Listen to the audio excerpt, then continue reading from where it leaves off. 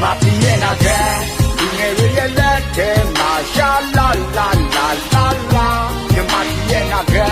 လူငယ်တွေရဲ့လက်ထဲမှာအာဟာစိတ်ကြွစင်ကြတွေမသုံးနဲ့ကွာအဲ့ဒါအုံနောက်ကန်နေတာညွန့်တုံးကွာအောင်တမင်ချမ်းလိုက်တာတိုင်းတစ်ပါးကမာယာစိတ်ကိုအမျိုးသားတွေညံချင်းညကွင်းနေအောင်စိတ်ကိုအမျိုးသားတွေ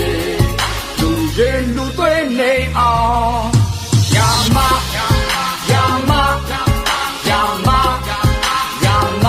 အုံနောက်ကျစေပါယာမကျူတော့တဲ့စေပါယာမအုံနောက်ကျစေပါ